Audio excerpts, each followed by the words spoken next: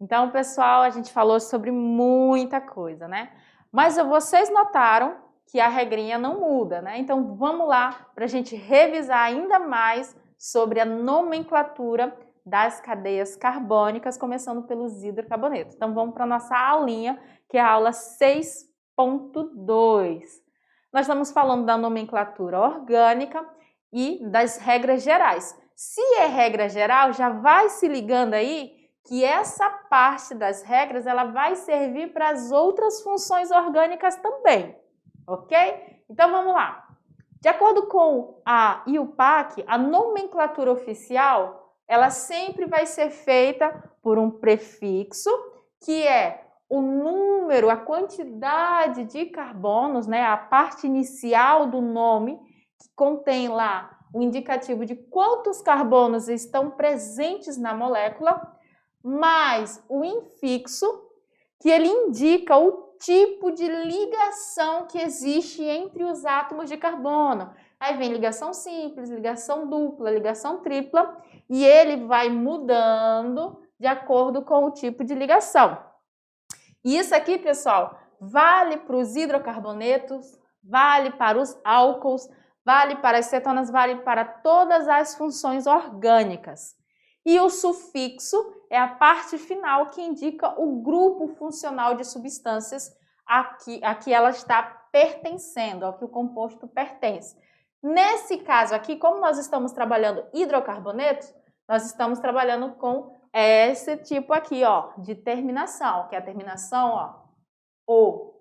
Quando a gente viu lá nos alcanos, o nosso infixo era o AN, mas como nós estamos aqui na nomenclatura dos alcenos, nós vamos usar o EN. Então, ele está aqui, ó. Nesse caso aqui, é preciso enumerar os átomos de carbono para a gente poder indicar aonde se encontra a insaturação, ou seja, onde está a ligação dupla. Então, aqui nós temos um exemplo, né, que a gente já usou na nossa aula, que é o but1-eno, e eu preciso numerar para identificar onde a minha ligação está. Por quê? Um alceno que apresente 4 carbonos, a minha ligação dupla também poderia ser aqui, ó. E esse elemento, quando a ligação dupla é aqui no meio, é um elemento diferente desse daqui. Por isso, a necessidade de numerar e colocar o número aqui, ó, entre o prefixo e o infixo, mostrando aonde está a ligação. Nos alcinos, a regra é a mesma. A diferença está no infixo, que aqui a gente vai usar o IN. Então, eu também vou ter a numeração. Ela sempre deve começar pela extremidade mais próxima da ligação tripla. Então, aqui, ó, eu vou ter essa situação, esse exemplo aqui com 4 carbonos também. Como a minha ligação tripla está aqui, esse é o meu carbono 1.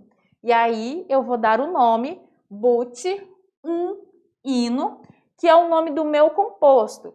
Esse 1 aqui indica que o meu carbono 1 é o detentor, é aonde está a minha ligação tripla.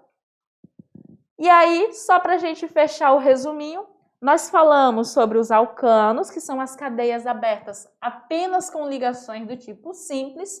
A sua fórmula geral sempre vai ser CnH2n mais 2, onde N é a quantidade de carbonos. Os alcenos são as cadeias abertas que apresentam uma ligação dupla. E a gente tem esse exemplo aqui do propeno, aonde a nossa fórmula geral vai ser CnH2n. Lembrando que esse N é a quantidade de carbonos. E os alcinos, que são as cadeias abertas que apresentam uma ligação tripla. E aqui a gente tem o exemplozinho do but2-ino, aonde a gente também tem a fórmula geral, que é CnH2n menos 2. Pessoal, muita coisinha? Sim, mas se você prestou atenção desde a primeira aula e copia no caderninho aquela tabela lá com os prefixos, os infixos e os sufixos, não tem erro. Pratique bastante. Aproveita essa atividade de sala de agora e vai praticando, que quando tiver alguma dúvida, a gente vai fazer a correção juntos e aí a gente vai tentar sanar essa dúvida, tá bom? Então, vai lá na atividade que eu vou aguardar vocês aqui.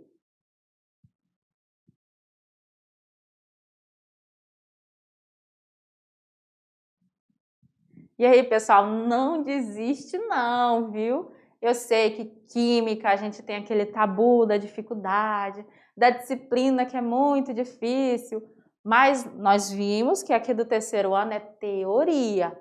Então, relê, pega as aulas, assiste de novo, veja seu material, usa o livro didático e vai buscando, aprimorando o seu conhecimento.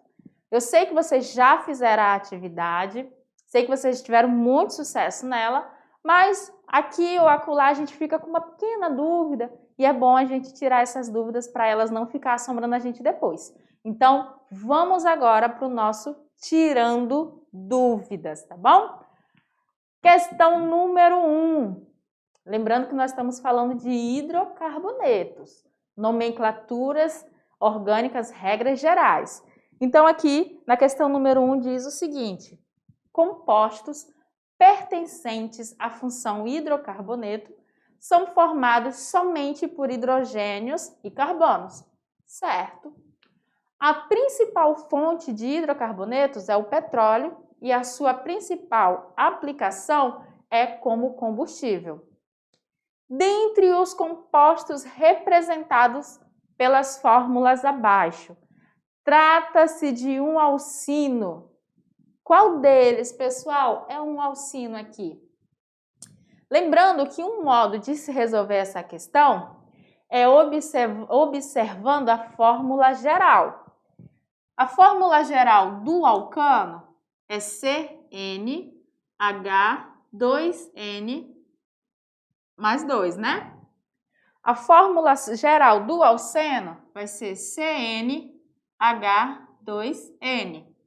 E a fórmula geral do alcino vai ser CnH2n menos 2. O que N é? N vai ser a quantidade de carbonos. Você pode fazer, se você quiser, uma das maneiras de resolver essa questão e evitar erro. Você pode pegar uma por uma das alternativas e jogar nessa fórmula aqui. Mas como, professora? Somente trabalhando com a quantidade de carbonos para você encontrar a tua alternativa correta. Quer ver? Vamos fazer rapidinho aqui só com a letra A para a gente entender como é que funciona. Na letra A, ele diz que é C3, certo? Então, se eu tenho N com o valor de 3, aonde eu tenho N, eu substituo aqui, ó, na minha fórmula. Então, vai ser H2 vezes o quê? Vezes N, que no caso é 3, menos 2. Então, vamos lá. A fórmula molecular vai ficar o quê? C3H, aí vem. 2 vezes 3 dá quanto, pessoal? Dá 6. Menos 2 dá 4. Então, aqui, ó, um alcino que tem 3 carbonos, ele tem que ter 4 hidrogênios. Então, a letra A não é um alcino. Não é um alcino, porque tem 8 hidrogênios. Vamos ver a letra B? A letra B, ela tem o quê? Ela tem 5 carbonos. Deixa eu apagar uma dessas fórmulas aqui para a gente ganhar espaço. Ela tem 5 carbonos. Então, você vai fazer o quê? Vai jogar na mesma fórmula que a gente jogou a letra A para ver se vai bater. Então, vamos lá. C5. Aí, eu vou jogar aqui, ó. H2 vezes N. Quem é N? É 5. Vezes 5 menos 2. C5 é igual. 2 vezes 5, 10. Menos 2, 8. Aqui é um alcino. Então, a letra B é um alcino. Se você fizer a mesma fórmula para os demais, você vai ver que a quantidade de hidrogênio não vai bater. E é assim que a gente pode estar resolvendo essa questão, viu? Se você quiser, você pode montar ainda a estrutura, a fórmula condensada para observar a quantidade de hidrogênio por molécula. Lembrando que cada carbono tem que fazer 4 ligações. Essa aqui é uma forma mais demorada, onde você vai pegar cada uma dessas fórmulas moleculares aqui e vai desenhar os carbonos e preencher com os hidrogênios, respeitando a quantidade de hidrogênio de cada fórmula, para ver se alguma delas tem uma insaturação do tipo ligação tripla. Utilizando a fórmula geral é mais fácil, a gente encontrou aqui logo a alternativa B como a alternativa correta para a nossa questão. Mas vai lá, você escolhe como quer fazer.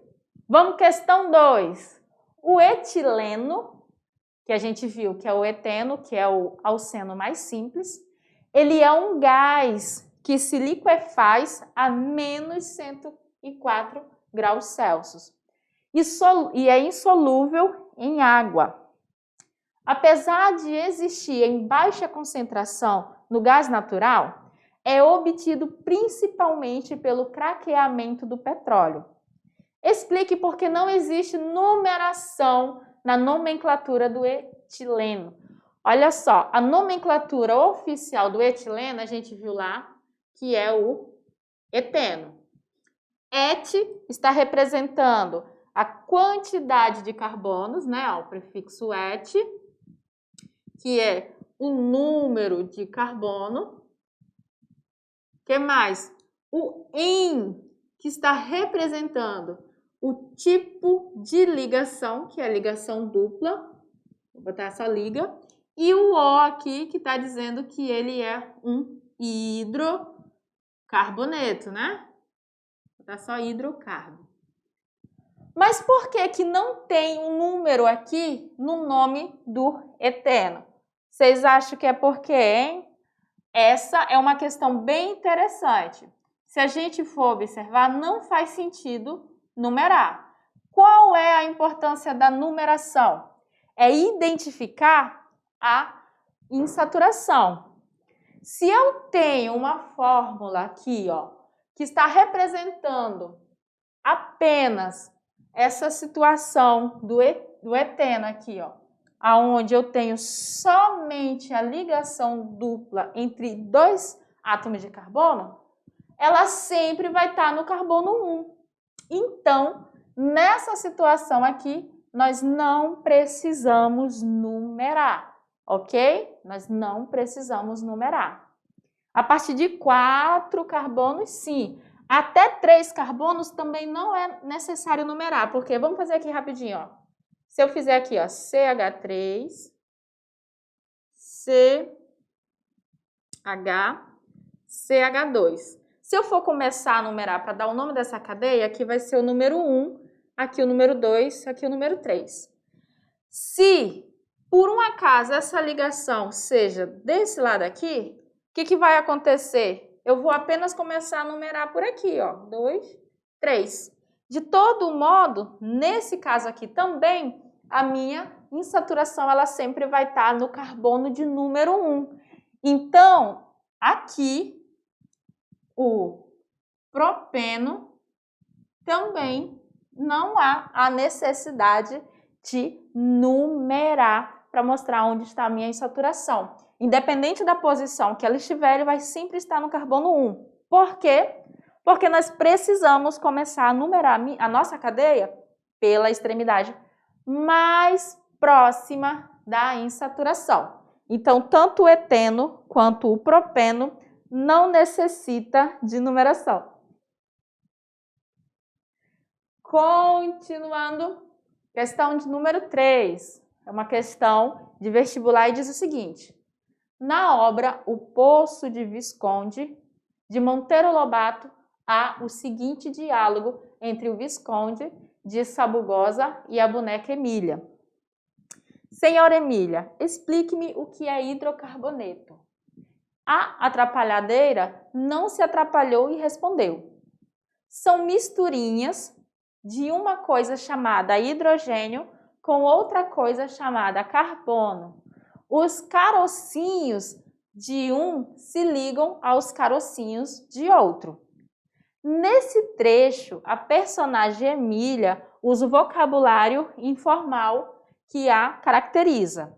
Aí vem a questão. buscando-se uma terminologia adequada ao vocabulário utilizado em química, deve-se substituir as expressões misturinhas, coisa e carocinhos, respectivamente, por... Aí tem a letra A. Compostos, elementos e átomos. Letra B. Misturas, substâncias, moléculas. Letra C. Substâncias compostas, moléculas, íons. Letra D. Misturas, substância, átomos. E a letra E. Compostos, íons e moléculas. Ele quer saber qual é a substituição mais adequada para representar essa frase aqui, ó. Aonde tem misturinhas, outra, aonde tem coisa e aonde tem carocinhos. O que ficaria mais fácil? Então, vamos olhar. Vamos olhar a letra A. Compostos, elementos e átomos. Então, vamos lá. São compostos de um elemento, no caso, são compostos de um elemento chamado hidrogênio com outro elemento chamado carbono. Os átomos de um se ligam aos átomos de outro. Vocês acham que fica correta essa expressão? Eu gostei, porque se a gente for usar mistura, substância e molécula, fica meio estranho, ó. São misturas de moléculas, né? Estranho, sendo que nós estamos falando aqui de elementos. Então, aqui a letra A é a nossa alternativa correta. Ela é a que fica mais adequada para substituir a expressão misturinhas, coisas e carocinhos. E a nossa última questão da aula de hoje, não menos importante, o Se Liga no Enem, que é uma questão de 2011, fala o seguinte: para evitar o desmatamento da Mata Atlântica nos arredores da cidade de Amargosa, no recôncavo da Bahia, o IBAMA tem atuado no sentido de fiscalizar, entre outras coisas, as pequenas propriedades rurais que dependem da lenha proveniente das matas para a produção da farinha de mandioca, produto típico da região. Com isso, pequenos produtores procuram alternativas como gás de cozinha, o que encarece a farinha. Uma alternativa em que amargosa, no caso, que não cause danos à Mata Atlântica, nem encareça o produto Então, aqui ele quer uma alternativa que não vá danificar a mata, porque eles tiram de lá a lenha, né? E não vá transformar a farinha num produto caro, como o uso do gás da cozinha, e que facilite para que eles continuem comercializando. E aí a gente tem as alternativas. Letra A, construção nas pequenas propriedades de grandes fornos elétricos para torrar a mandioca, mas aí a gente vai ter o custo da energia, né? Letra B, plantação em suas propriedades de árvores para serem utilizadas na produção de lenha. Letra C, permissão por parte do IBAMA para a explosão, no caso, acho que a exploração da Mata Atlântica apenas pelos pequenos produtores. Letra D, construção de biodigestores para que a produção de gás combustível a partir de resíduos orgânicos da região. E a letra E, coleta de carvão de regiões mais distantes, onde existe menor intensidade da fiscalização do IBAMA. Aqui eles estão querendo burlar, né, porque existe menor fiscalização, e eu acho que quando você vai buscar de longe, você vai ter um custo com combustível e transporte. Aqui na letra A, vai ter um consumo elétrico, eu acho que vai acabar encarecendo sim o produto. Na letra B, ele fala que vai poder plantar na própria propriedade. Eu acho que isso aqui não é muito viável, né? Fora que é demorado. E a permissão, aqui para beneficiar somente os pequenos produtores, vai gerar uma desigualdade. O mais adequado aqui é a construção de biodigestores para a produção de gás combustível a partir do resíduo orgânico da região. E olha só o que é um biodigestor. Ele é um equipamento fechado, utilizado para acelerar o processo de decomposição da matéria orgânica. Esse processo é chamado de biodigestão anaeróbica, que é na ausência do oxigênio. O objetivo do biodigestor é o reaproveitamento de detritos orgânicos. E como resultado da decomposição desses resíduos, temos o biogás e o biofertilizante utilizados na produção de gás combustível ou do biogás. Então, biodigestores, ele diminui o impacto e ainda auxilia, porque ele não vai deixar o produto ficar mais caro. Então, pessoal, essa foi a nossa aula, essas foram as nossas atividades e eu espero vocês na nossa próxima aula para a gente poder estar aqui junto aprendendo cada dia mais.